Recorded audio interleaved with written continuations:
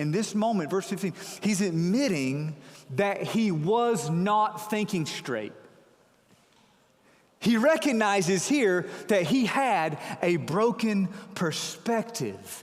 And this is absolutely necessary in our pursuit of the good life. It is part of honest self-understanding. Sometimes we get it wrong.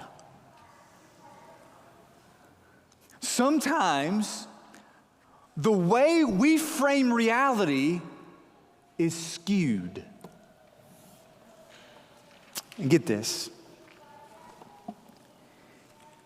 If the best place is to not be there, if the best place is to not have a broken perspective, then the second best place is to have a broken perspective and know it.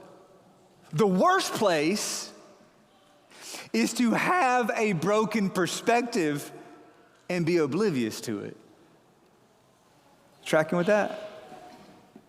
The worst place is to say in verse 13 that everything is pointless and to not know that you're wrong to say that.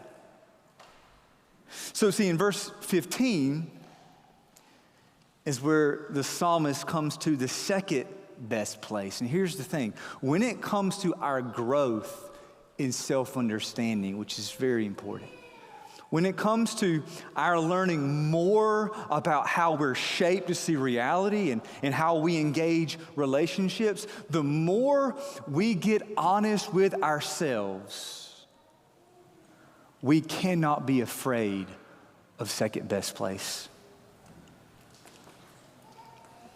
Because when we're honest with ourselves, like when we're really doing the work and we're getting in there and we're trying to figure out why are we wired the way we are, why do we see things the way we see things, why do we react the way we react. When we do the work and start pressing in there, we're going to find areas of brokenness in our stories at a pace that change cannot match. And so we have to be okay with second best place. We have to be okay that he's still working on me. You understand? There is still room for us to grow. We are not yet what we should be, brothers and sisters. And the change that we need, the growth that we need, it doesn't happen overnight. It doesn't happen like that, and that's okay.